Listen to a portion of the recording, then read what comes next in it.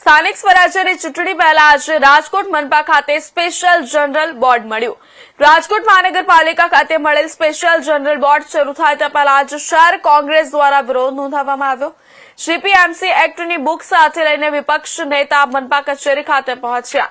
ખાસ જનરલ બોર્ડને લઈ વિપક્ષ નેતા દ્વારા મેયર સામે સવાલો કર્યા અને ખાસ સભાને લગતી કાર્યવાહીમાં અર્જન્ટ દરખાસ્ત લેવામાં આવતી નથી એવા વિરોધ પક્ષ નેતા વશરામ સાગઠિયા દ્વારા આક્ષેપ લગાવવામાં આવ્યા।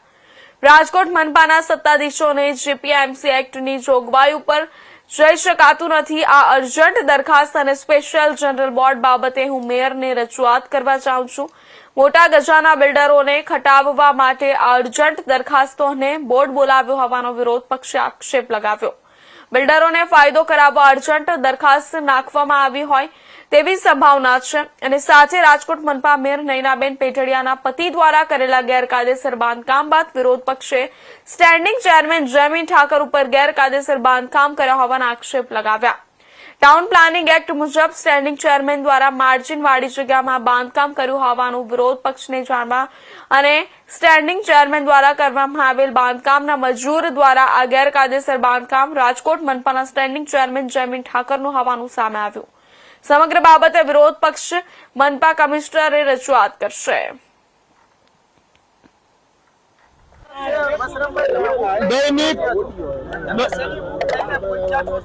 દૈનિક પત્રમાં જાહેરાત સાંભળવા મુજબ અને જાણવા મુજબ રાજકોટ મહાનગરપાલિકાના મેયરશ્રી અથવા કમિશનરશ્રી અર્જન્ટ દરખાસ્ત રજૂ કરે તેવી પૂરેપૂરી શક્યતા છે। જીપીએમસી એક્ટની જોગવાઈ અનુસાર આ પ્રકરણ 2 માં કલમ L મુજબ પેટા નિયમ મુજબ કોઈ પણ અંદાજપત્રનું હોય કે ખાસ બોલાવેલ સામાન્ય સભા આ 2 સભાઓમાં ક્યારે પણ જે દરખાસ્તો મૂકેલી છે એ સિવાયની અન્ય અર્જન્ટ દરખાસ્ત આવી શકે નહીં એવી કાયદેસરની જોગવાઈ છે। તેમ છતાં રાજકોટના અભિમાની અને બેજવાબદાર શાસકો જ્યારે આમાં ગેરકાયદેસર રીતે કરશે તો એની સામે ન્યાયિક કાર્યવાહી કરવા માટે હું રાજકોટના મેયરને રૂબરૂ જઈને આ પત્ર પાઠવું છું કે આગામી દિવસમાં મારે કાર્યવાહી કરવી ત્યારે એની સમક્ષ આ પત્ર મારી પાસે હોય તો એવિડન્સ રહે। એટલે માટે રાજકોટના પ્રથમ નાગરિકને અને રાજકોટના અધ્યક્ષને હું વિનંતી કરવા જઈ રહ્યો છું આવી કોઈ પણ દરખાસ્ત આવવી જોઈએ નહીં। જે દરખાસ્ત હાલ પૂરતી કોઈ મને પાર્ટી માહિતી નથી, પરંતુ જાણવા મળ્યા મુજબ પ્રેસના માધ્યમથી જાણવા મળ્યા મુજબ કોઈ બિલ્ડરોને ખટાવવા માટેની દરખાસ્ત છે એવું જાણવા મળ્યું છે। તમે એમ કીધું કે મેયરને ફસાવવામાં હા એ બની શકે છે, કારણ કે રાજકોટના અંદરના ભાજપના જે અત્યારે કહેવાય ને શબ્દ ના નીકળે એવા અંદરોઅંદરની લડાઈ થઈ રહી છે। એ લડાઈમાં રાજકોટના મેયર આનું ફરીવાર એકવાર હાથો ન બને એના માટે રાજકોટના મેયરને ચેતવવા પણ જઈ રહ્યો છે।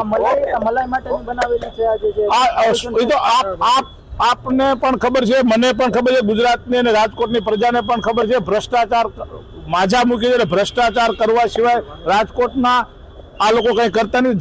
જાતા ચેરમેન સાહેબને કંઈક સૂજ્યું છે એટલે વળી પાછું નવું ઊભું કરી અને આ લાવ્યા છે। અને રાજકોટના બીજી એક તમને જાહેરાત કરી દઉં, આજથી તમે બધા પંચવટી સોસાયટી શેરી નંબર 2 બગીચાની બાજુમાં ચાલતું બાંધકામ જે રાજકોટના સ્ટેન્ડિંગ કમિટીના ચેરમેનના બંગલાનું બાંધકામ છે તમે જોવા જજો। આના એટીપી એના વોર્ડના 8 નંબર વોર્ડના એટીપીને પૂછજો। માર્જિનમાં બાંધકામ થઈ રહ્યું છે અને પોર્સમાં પણ બાંધકામ થઈ રહ્યું છે જે ટાઉન પ્લાનિંગ એક્ટની વિરુદ્ધ છે। એ બાંધકામ પણ અટકાવવું જોઈએ। એના માટે અત્યારે રાજકોટના કોર્પોરેશનના કમિશનરને મેં પત્ર ઇનવર્ડ ફરિયાદનો કરાવ્યો છે।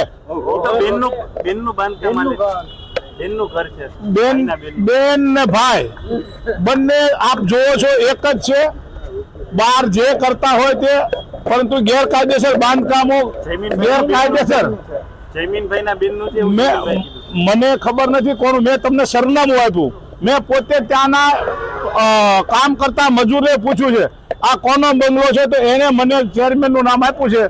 એને બેનનું હોય, ભાઈનું હોય, કાકાનું હોય, મને ખબર નથી, પણ ગેરકાયદેસર બાંધકામ ચાલુ છે એ આપ જઈને જોઈ શકો છો. ગુજરાતની પ્રજાને તમને વિનંતી બી હાથ જોડી કરું છું. ગુજરાત કેના ચેરમેન? અરે રાજકોટ મહાનગરપાલિકાના સ્ટેન્ડિંગ ચેરમેન એના મજૂરે મને કીધું છે કે જયમીનભાઈ નું ચાલુ છે. હવે આપ જઈને રૂબરૂ